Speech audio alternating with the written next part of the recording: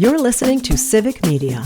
You can tune into any of our live shows on any radio station across the state with the Civic Media app. Find us in your phone's app store and listen anytime, anywhere.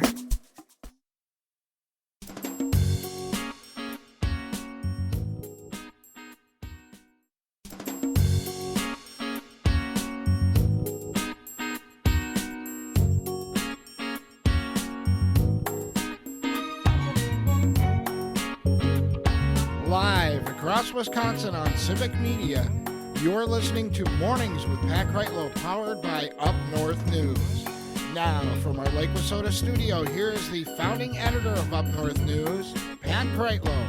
Good morning. Happy Friday. We've made it to Memorial Day weekend, 7:06. Nice to have you here up north on this Friday, May 23rd, 2025. Meteorologist Brittany Merlot coming up in just a sec. And your chance to win 4 Brewers tickets to a game next Tuesday by texting us through the Civic Media app. Going to talk to you a bit about that as well. Also, of course, our Week in Review panel coming up with former U.S. Attorney Jim Santel and a couple of veteran Chicago journalists. So we're going to have to ask about how one Chicago newspaper learned the hard way how not to trust AI fully to write some of your copy. We'll have Dr. Kristen Lyerly here about an hour from now. We'll talk a little bit of health news, guarding against preeclampsia, a condition during pregnancy that can lead to high blood pressure and serious impacts to mother and baby. So we'll ask our favorite OBGYN about that. We'll wrap up our second round of interviews with candidates for state Democratic Party chair with William Garcia joining us as well. So a lot to get to today on a morning that is sunny, but still cool. 7 o'clock temps include 39 here in Chippewa Falls. It's 30 in Hayward, 40 in Amory. Wausau's at 38. It's 40 in Rapids, 44 in La Crosse. Green Bay's at 42. It is Madison's. It is 45 in Madison, where we find Mr. Parker Olson. It's 44 at Radio Park, where we find Mr. Greg Bach. And again, it is back in Wausau, 38 degrees, where Brittany Merlot has this delightfully sunny forecast for our Friday. Ms. Merlot, good morning. Good morning. What do you got planned for the weekend? Oh, I'm actually hosting this weekend. I've got the family and friends coming up. I'm excited. We're going to do some kayaking, and we're also going to do some off-roading with the Jeeps. We're going to go to that park that we have here in Tigerton, so that'll be exciting. Otherwise, grilling. Funny that you say that about the Jeep. Let me get to Rob. Rob says, good morning from Tigerton. It's sunny and 41. It was 34 degrees at sunrise a couple hours ago. I mowed 6 yards in Tigerton. It was a sweatshirt and hoodie weather. And then he goes on to say that yesterday, while I was mowing at a job near my mechanic Todd's shop, my cousin Donnie's Jeep broke down a block away, and I pulled his Jeep to Todd's shop with my Craftsman lawnmower right in the shop so my riding mower can pull a Jeep. Rob, way to go. Not all heroes wear capes, you know? We talked about Stevie Nicks having a birthday over the weekend here, and you talked about having a childhood crush on Stevie Nicks way back when. And he says, I hope my favorite morning show crew has a great Memorial Day weekend and take time to honor our really true heroes who gave their lives to protect us, protect our rights and our freedoms. I couldn't say it better myself, Rob. Thank you very much for that. So there you go. If you have any problems with the Jeep, you call Rob. He'll come out there with that Craftsman, and he'll take care of you. Rob, I'm in Kenosha. Come pick me up, buddy. He does it all. Yeah, he really Kenosha does. might be a stretch, but then again, given that Craftsman, it just might. So back to the sunshine, but the cool temperatures that we've got for all those activities. Yeah, so if that's the worst that we have to deal with is crisp, cooler mornings with frost advisories going out up north, I think that's not too terrible. We've got a gorgeous weekend here for the holiday weekend.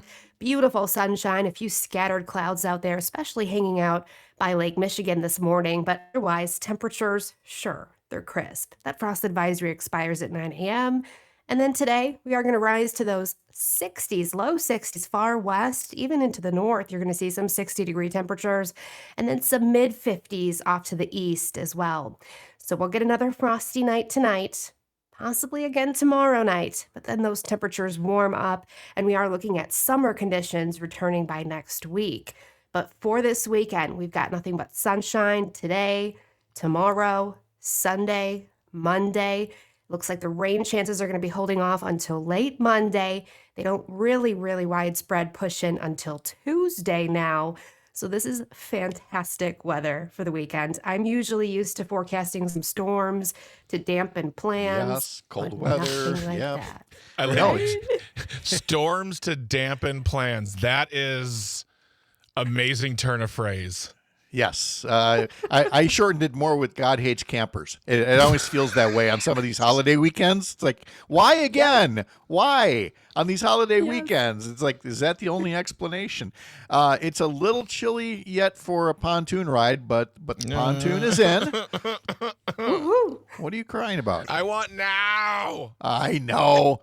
Well, then Todd Alba, I'm sure, is thinking the same thing, because Todd Alba initially was going to do his show live from my pontoon somewhere in the middle of Lake Wissota. Dude, I don't even. What do you're just, why do you ask for trouble and like poor Aaron Zommers?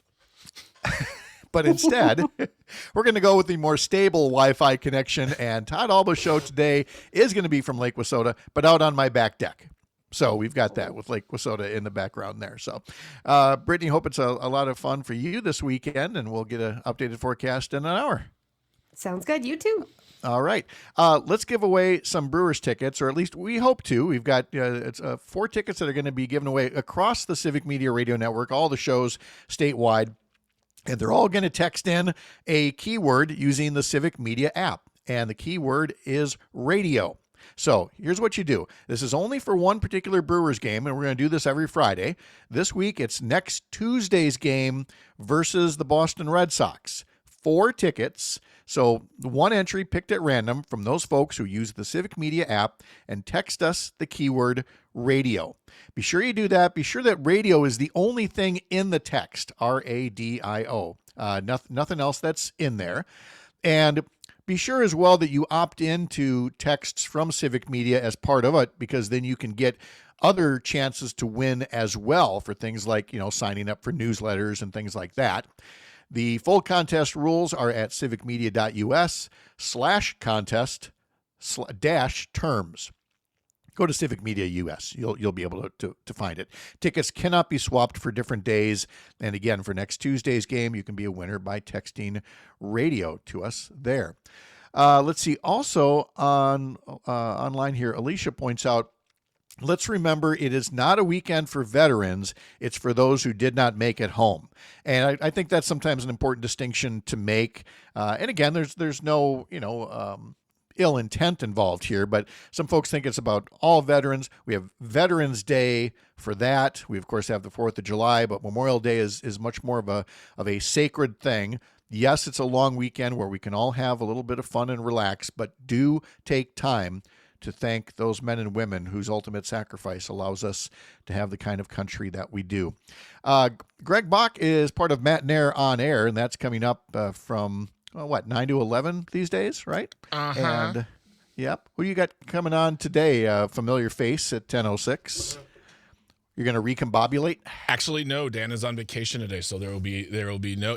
We'll just be discombobulated until next Friday, and I feel discombobulated throwing that toss at you. Then, no, that's shame fine on me. Because we have other guests coming up. It's going to be great. We're going to have a fun day. We're going to have Kyle Chisholm from the Madison Mallards. It's a Northwoods baseball team up at he'll be on Love the show the Mallards talking about this upcoming season, and specifically what they have in the way of fun theme nights, because independent and minor league baseball does it. I mean, don't get me wrong, Major League Baseball, you're fine at theme nights, but they do it in a way that is just purely like, hey, mom and dad are out of the town for this weekend, we're going to get crazy and weird. So he'll be on at 10:22 today.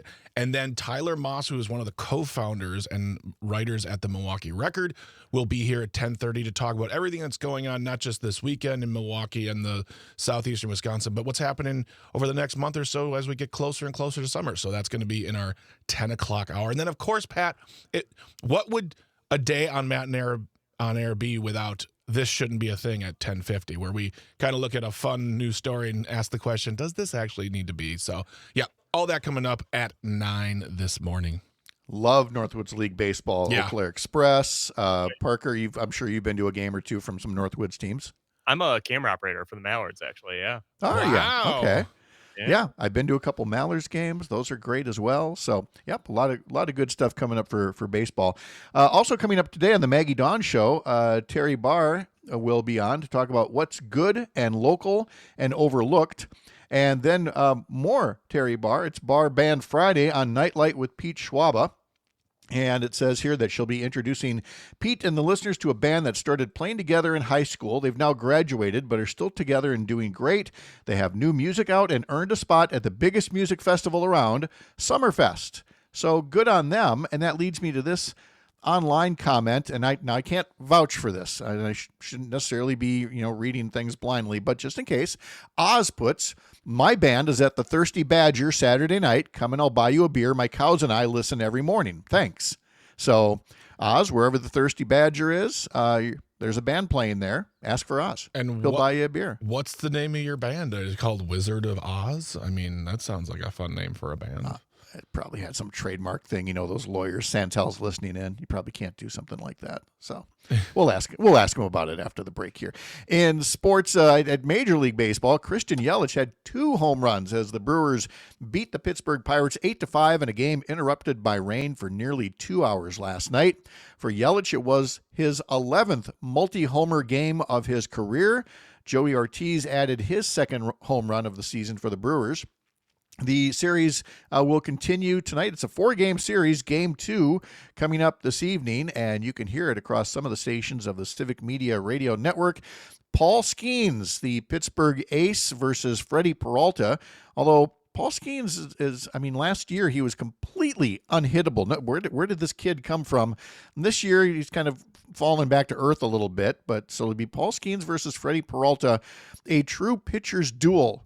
Somebody's winning this game 1-0 is probably how this is going to go. 5:05 tonight, so if you love great pitching, and I do, this would be one of those games to expect across the Civic Media Radio Network. The NBA playoffs are going on as well. The only thing we're following is somehow the Minnesota Timberwolves made it to the Western Conference Finals, but they are already down 2-0 against Oklahoma City as that series continues to find out who goes into the NBA Finals. Now, one more thing I wanted to tell you over at upnorthnewswi.com. So many stories there, including my latest on the House Republican budget plan that passed yesterday, and all of the many ways that big, beautiful bill is not so beautiful for Wisconsin, the real impacts there. Also on the website, everything you wanted to know about brats. Yep, it's all about brats as to kick off the Memorial Day weekend as well. So that and much more coverage over at upnorthnewswi.com. Our week in history, this weekend, our weekend review panel is coming up next. I get so excited to see them sometimes that I get ahead of myself. From the heart of America's up north, live from Lake Wissota. Thanks for making this the place to spend part of your mornings. I'm Pat Kreitlow, and this is the Civic. Greg, what did I just do? What did I do? You said Civic. Wait, what? What time is it? I was tossing a minute early. But hey guys, let's just get on the pontoon boat and float into the Lake Wissota. We got like more than 50 seconds, Pat. And I also there we go. You're good. You're all good, buddy. I thought you said the wrong name of the show, or called me Steve. I'll be like, what are you doing?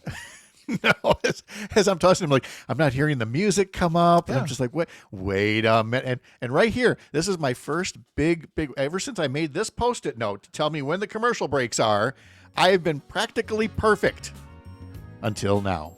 It's history. My God. This segment, also going to the Wisconsin Broadcasters Association. You're welcome. I'd like to thank the Academy. Let me try this again. I'm Pat Kreitlow. This is the Civic Media Radio Network for reals.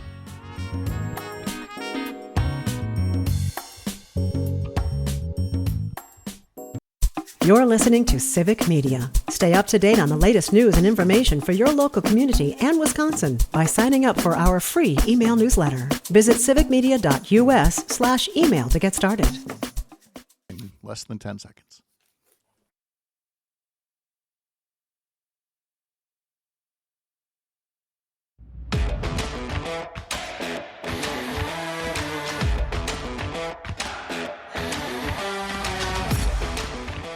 Let's head over to the comment section here. Tony writes on YouTube about Todd Alba doing a show from my back deck this afternoon from 2 to 4 with a guest appearance from Pat, or are you going to lock him out there on the deck?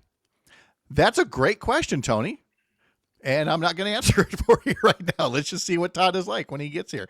But yeah, Todd Alba doing a show right here from Lake Wissota, 2 to 4 out on the back deck. Maybe we'll get the grill going. In the meantime, as Adam puts on YouTube, Week in Review is the best segment on all of civic media. No kidding. Look at this lineup right here. Former U.S. Attorney Jim Santel and Chicago journalists Jennifer Schulze and Mark Jacob. How are we doing, team? Excellent. Thank you. We're doing well. We missed you for the. I missed everybody for the last couple of weeks. I know, but Mark, you were traveling as well, and Jim's got a full-time job just trying to track all of the legal cases that are out there. So I think he needed a break. But it's nice to have all of you here, and yes, we do normally start with news coverage of politics and things, but Jim, we'll get back to that in a second. But I've got these two Chicago journalists. I have to start with this one. The Chicago Sun-Times runs a summer reading list and says let's use AI, artificial intelligence, and we've been part of that debate. Every newsroom, I'm sure, has debated how do you use AI. And Mark, let's start with you, because it came out and it turned out that most or all of the summer reading book lists were phony, that AI just made stuff up for their summer reading list. Is that right? Yep, it fills in all the blanks for you, doesn't it, Pat? Yes. It definitely will do it. So if you ask it, give us a summer reading list, and you don't check it, that's what you get. What you get is real authors, but fake books, which 10 of the 15 books that they recommended don't even exist. Oh, and gotcha. just to be really clear, this was a product of the Hearst Company, which sells it to individual newspapers, this kind of a special section that they can put in the newspapers. The problem was that it didn't say that, and so the Sun-Times kind of took the hit on it. It was also in the Philadelphia Inquirer, by the way, so it's not just a Sun-Times problem, but it certainly is a Sun-Times problem. Yes. Because what I used to tell my reporters that when I was an editor is that your product is not ink on paper. It's not even a web page. Your product is your credibility. It's being trustworthy, and it's hard to gain, easy to lose. Jennifer, did you literally bring one or two hands up to your forehead when you first heard about this, like I think other people did, or at least metaphorically? So I saw it really early the morning that it was starting to light the internet on fire, and I did everything I could to try to figure out if the posts that I was looking at were actually real, because I could not believe it. But like Mark, I did used to also work at the Chicago Sun-Times, and I know that it and many newspapers across the country still rely on insert content from other providers. And so I know that they've run this summer insert for years, and I believe it's been created by the same by Hearst all those years, and they run others too. Their entire medical health section is content from somebody else. That's not unusual in today's newspaper business. But as soon as people started saying, wait a second, these authors are real, but these books aren't, I just started Googling it myself, and immediately the first one on the list is Isabella Allende, and she did not write this book. But you know what I did when I got home, because I was out when this happened? I put the name of the book into Google, and the exact same description came up on the AI that fuels Google that was in that book. So you've got to ask yourself, and I hope everybody does, what is AI telling you, and how much of it is wrong? And for God's sakes, people, scroll down to legitimate sources. Yes, check everything. Tony puts it really well from Ashland. AI could write those books that don't exist, so then they would exist. I guess that's one way to look at it. Great idea. But unmonitored AI, he writes, is never a good idea. And it is not just journalism, Jim. I know people are writing legal papers, decisions, reports. They're trying to get Chat GPT to help them. And discovering, as I did, I tried this one time. I thought, let's do the This Day in History thing. And I asked for like celebrity birthdays and number one songs and everything for whatever the date was, May 23rd. Everything on the list was wrong. It was completely made up, which tells you have to know the parameters you're putting in to something with AI. Because if you don't, Jim, I mean, this is only the beginning of AI nightmares for the legal profession as well. It is, and not that there's great sympathy for lawyers out there who make the same mistakes that the Chicago and Philadelphia papers are making, but there are more than a few of them who've gotten in great trouble for citing cases in written briefs submitted to courts on substantive issues, real litigation, and it turns out that Santel versus Kreitlow, and in particular appeals court in Wisconsin, never happened, and they cite it for particular propositions of law. The judges and the law clerks look at it and say, this is not real. And the lawyers get in big trouble. Basically, it's a violation of your oath. It's no small deal. No. And look, it's not going anywhere, AI. And so like every other new tool, Mark, I don't think it's a matter of banning it, whether it's teachers, law professors, editors, whatever. But if this is going to be around, you got to get it right. Yeah. You just need to know how to use it. It's to me, it's comparable to what I used to tell reporters about in Wikipedia, which is what I said is great place to start, terrible place to finish. There you go. That if you look at it for the references or to get a general idea of something, fine, then go do your reporting. Yep. But if you're going to take it, as gospel, you're going to be in big trouble. And AI is the same way. I mean, I've suggested that people use it for outlines for stories, or if they don't know much about a subject and they just want a general description, get that, but check everything out. I mean, it makes mistakes. That's right.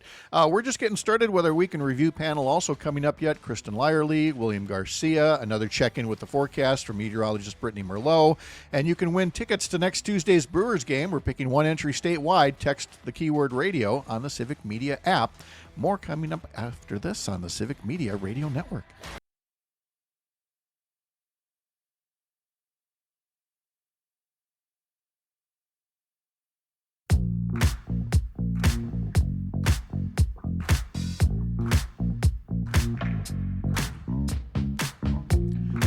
Checking out some of the texts you're sending in here from Tom in New Berlin. Pat, tomorrow going to place flags at Woods Memorial, honoring our lost heroes at the cemetery there. Thank you, Tom, for doing that. And please represent all of us well as we take a moment to honor those whose sacrifice gave us the freedoms that we still enjoy to this day and must continue to defend, I would add. From Carmela in Milwaukee asking, Pat, what time is the giveaway Brewers game on Tuesday?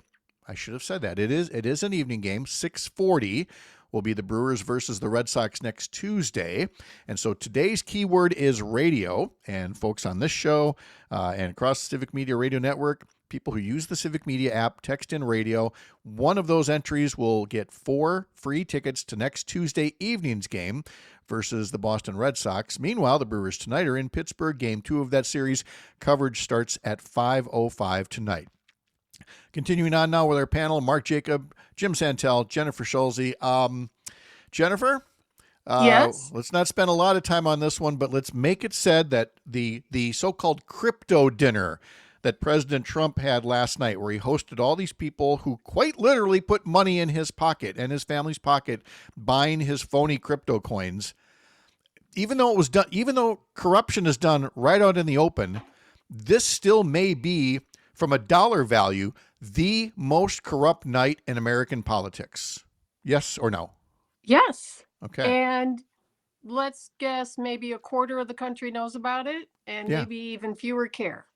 I wish that news organizations, somebody somewhere, would have like a ticker where they are keeping track of all of these payoffs and the money that he's collecting while he's president. It seems to me every day I read about somebody writing him a check. And last night was the check of all checks. It's just incredibly, it's mind-boggling. I'm speechless. So Mark, why was American media this week not talking about that nonstop? And why are we talking instead about a book about Joe Biden's health for a guy who's currently, last I checked, not the president of the United States?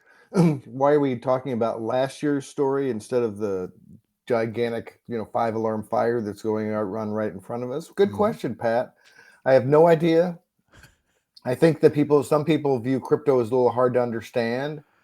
But I mean, this is just bribery is not hard to understand. Right. I mean, a real good example of in the crypto dinner he had last night was this one Chinese-born crypto mogul who he was being investigated by the Securities and Exchange Commission, and his case got put on hold in February, which means it's not canceled, but it's not going forward. He gave a ton of money to Trump to attend this dinner, which means could bribery be any more clear what's going? I mean, it's just appalling, and people need to understand it, and the media need to help them. Right, but instead he continues to get away not just with the corruption, but with the illegal activities in office, Jim, which there have been just a flurry of rulings on that and court hearings. And I mean, could you have possibly picked a better time to have a weekend radio show about legal matters than what you've got right now? What are this week's include who the president can fire, not fire, whether you can get rid of the Department of Education, on and on it goes this week alone. It is truly breathtaking, and it is difficult. I know all of us suffer from the same problem when you do any broadcast, which is the cutting room floor. And on a regular basis, as we put our broadcast together, you identify 17 things, and you think each one of these is shocking and stunning and needs to be talked about, and you simply don't have enough time, much less breath, to talk about all of them. We've got, again, just this past week, they fall under the category of things that federal district court judges are doing. Yes, indeed, we've got a judge who stopped the Trump administration from dismantling the education department. It's a district judge out of Massachusetts, and likewise says that the record reveals that the defendant's true intention is to dismantle the Department of Education without statutory authority. In other words, Congress said you can't do this, and yet we're doing it. That's one, Pat, of so many of them that we have seen recently. And each one of them affects human beings. That's the point of this. Affects residents and citizens of our nation. They're all critically important. And we simply don't have enough time in anyone's 24 hours to keep up with all of it. No, but again, it's important to try, because what we need are courts that consistently say to a president when they cross a certain line, you can't do that, whether it's deporting people without due process, or in the case of Harvard now saying Harvard can no longer accept international students. Yeah, they can. You can't do that as president, but of course it gums up the works until you can get a court to say otherwise. There was also a ruling with the Supreme Court, an interesting 4-4 split decision, that the gist of it is that Oklahoma cannot receive or give state funding to a Catholic religious virtual school. Again, a case of you can't do that, but folks noticed that conservative Justice Amy Coney Barrett recused herself from that case. Right. And she made that decision. Good for her. Take note, Clarence Thomas and Sam Alito, that there are those circumstances where maybe for an appearance of impropriety reason, you shouldn't be deciding these cases because you've got some affiliation with the parties. Here she has some affiliation with some of the litigants in front of her, maybe based upon her time at Notre Dame, advisor to the school, that sort of thing. Good for her to do that, but it does result in this 4-4 split. And what that means is, in the end, the lower court decision, which said, no, if you're a religious charter school, you can't get government funds. This is basic separation of church and state. Congress will make no law establishing a religion, nor can the states. So it's an affirmation, just by virtue of the default here, that the Constitution means something. The side story in all this is, who is the other person? Again, this is another one of these unsigned orders. The speculation is, it's mine as well, that it may have been the Chief Justice, which would be stunning because he has been leading this effort to try to basically erase the separation between church and state, talking about discrimination against religion as opposed to entanglements of government and religion. The upshot is that this case, again, for today is over, and we've got a strong affirmation of that separation. But it's going to come back in one shape or another, maybe in a term or two. We're not done with religious issues before the Supreme Court. Let's switch gears, Mark, and talk about Health and Human Services Secretary Robert Kennedy Jr. and this alleged examination into chronic diseases. And again, we have a sense of the quackery that he is going to try to put out. So let's look at it through the prism of whether American media simply regurgitates it, plays stenographer, or gives it a more critical eye. Yeah, the initial New York Times headline on this was, Trump and RFK Jr. talk about the sickest generation in American history, that the kids are all sick today and all this. And I thought, well, really? Is that based on anything? And I went back and looked at child mortality rates, and in 1800, 46% of children didn't make it to their 5th birthday. It was 23 or 24% in 1900. It's under 1% now.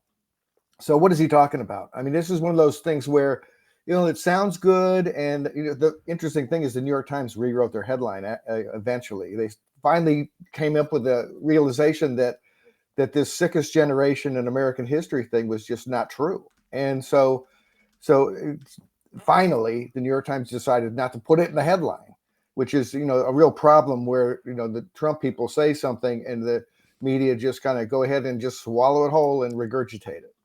Well, and Jennifer, same to you, the critical eye that let's bring it to the local media level as well, that it used to be, if a president or a Health and Human Services secretary said something, you could pretty well provide attribution and say, HHS secretary says such and such, but you really can't do that 1 degree of reporting anymore. You really have to put a filter on it.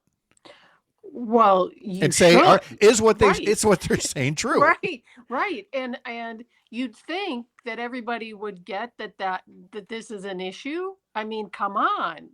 We're in the second Trump administration. We know how much he lies, but I am still astounded, like Mark was yesterday with that New York Times headline, how frequently it still happens that there is no fact checking and context in these headlines, and they just immediately splash out Trump says, Kennedy says, and it would take you 30 seconds to know that what they're saying is not true. You could write that in your headline. Why is that not the automatic reaction to any of this news coverage? I do not understand. Is it because they're trying to do it so fast?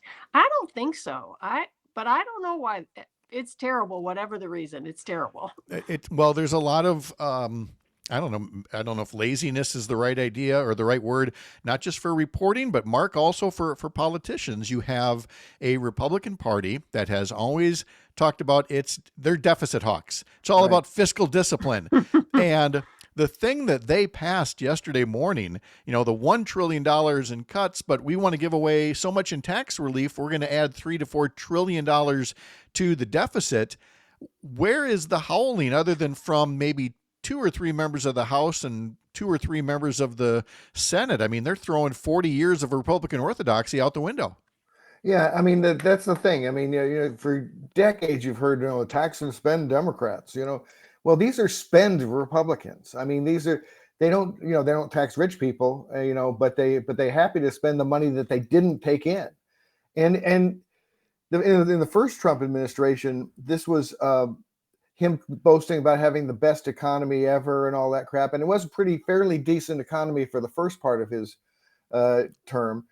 Yet they still ran a gigantic deficit. A quarter of the public debt was created by Trump in the first term, and now they're doing it some more.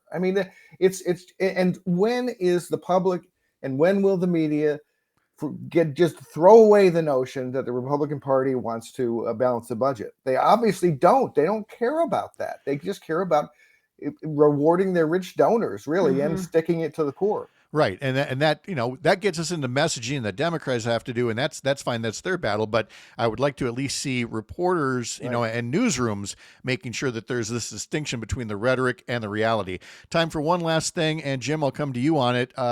This latest Supreme Court case on the schools and others is continuing a troubling trend of coming through something called the shadow docket rather than the traditional way of issuing opinions. What is it and why is it concerning? It's a huge problem. It's a challenge for Americans who now have a Supreme Court that at breakneck speed is issuing decisions about major issues, and they're not giving you the reasons why. And it's a part of this shadow docket. Yes, it's the emergency docket. The notion is it's begun principally in Trump 1. It's always been out there, but really revved up. This notion that we can't possibly live another day with an unfavorable ruling at the lower level. Step in, Supreme Court, overturn that, tell them they're wrong, and we can get on with our lives. And when you do that, you lose all of the debate, you lose the oral argument, you lose the lawyers, and the American public loses because you don't know why a major branch of government is making decisions without clarity and without transparency. All right, you can get more of that on Amicus, a Law Review, live Saturday mornings, 9 to 11 on civic media stations around Wisconsin. Head to civicmedia.us to learn more. Mark Jacobs' newsletters at stopthepresses.news, and Jennifer Schulze's Indistinct Chatter is at Substack. Look up at News Jennifer for that. Panel, it's so great to be back. You guys make it so fun. I actually wanted to come back from vacation for you guys. I mean, to a point. Right. Thank you. We'll see you next week. Have a good weekend, everybody. Good All right, Memorial Dan Day, Schumacher everybody. is going to look at sports after this. We'll be back.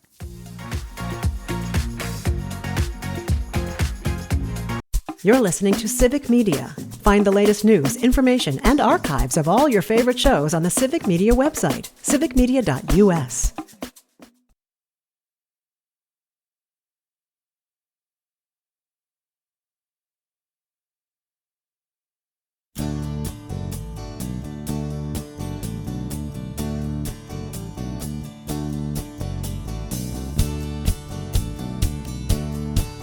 All right, welcome back. It's Friday morning. It's May 23rd. It's Memorial Day weekend, and one of my favorite places to spend a holiday weekend like this would be heading upriver, up the Chippewa here to the Mallard Resort, where we tend to spend our time at the little pub there, but there's also some cabins there as well.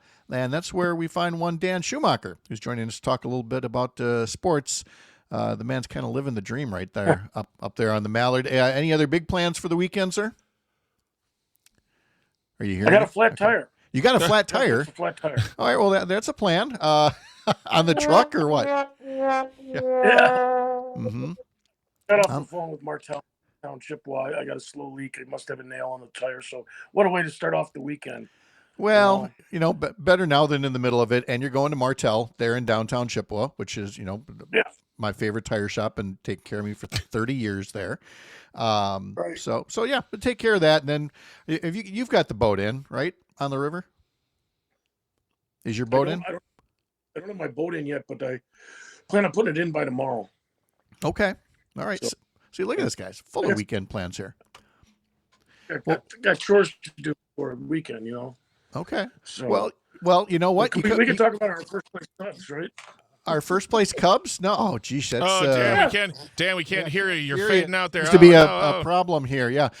Tony in Ashland says Fat Tire is a good beer. No, Tony, we're talking about Flat Tire. I don't think there's a brew for that. Oh, look at that. Dan's headed outside to the lovely Mallard Resort there where he's hanging out. So your Cubs are in first place. Meanwhile, for the Brewers, Christian Yelich had his 11th multi-homer game of his career, homered twice to help the Brewers beat the Pirates 8-5 in a game interrupted by rain for nearly 2 hours last night. Joey Ortiz also had a home run, his second of the season. And the series continues with the game in Pittsburgh tonight with Pittsburgh ace Paul Skeens taking on Milwaukee ace Freddie Peralta. 5:05 is when the pregame begins on Civic Media radio stations across the state. So we've got that coming up. What do you know what your Cubs are doing this weekend? Oh, I don't know who they're playing, but I know we're up by 3 games over the Cardinals, and we're 5. And you Brewers are 5.5 back.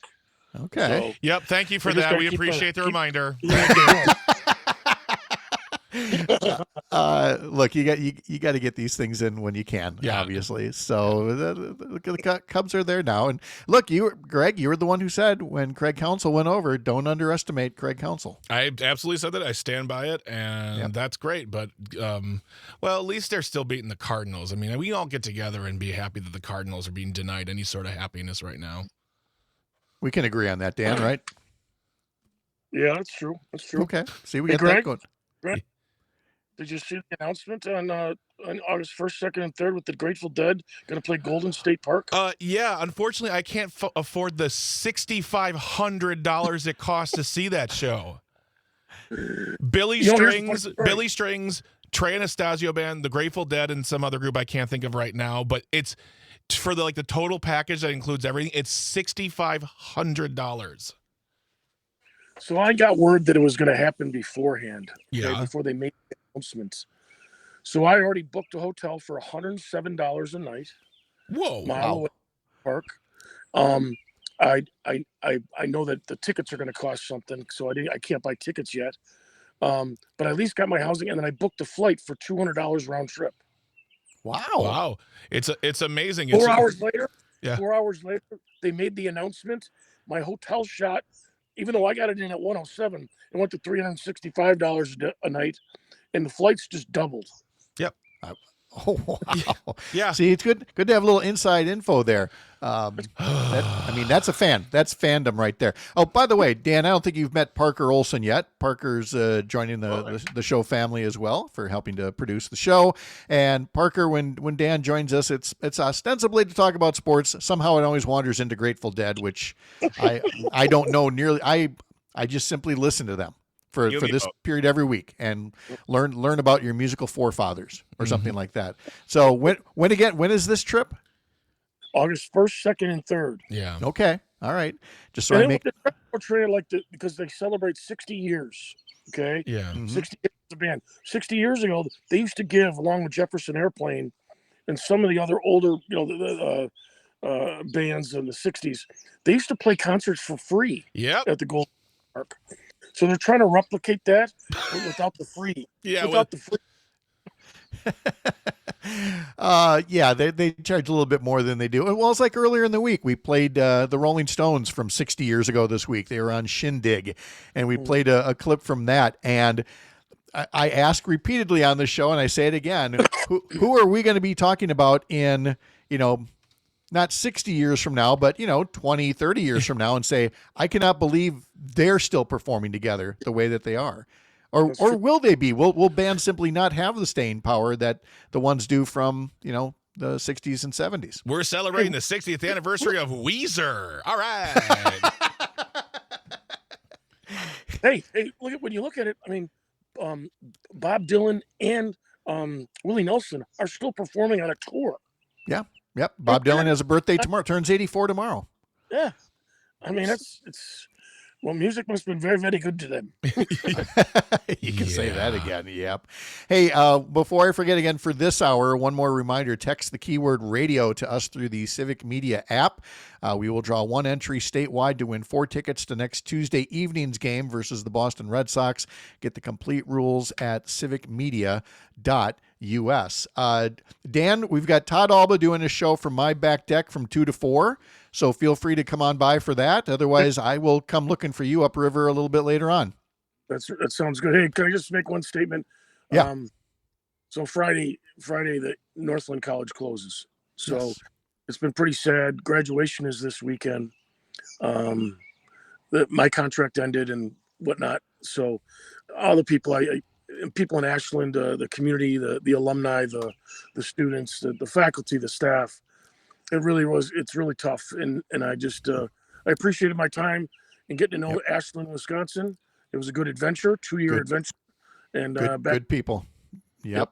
Dan, thank you for that. And again, I'll get you beer for a little later on here. So take The national news cycle never stops, but it can be hard to find news about your local community. Civic Media is dedicated to providing quality local and state news coverage across Wisconsin. With the Civic Media app, you can get notifications about local stories that matter to you and your community. Find the free Civic Media app in your phone's app store and choose notifications from the menu to tell us what kind of news you want to hear about.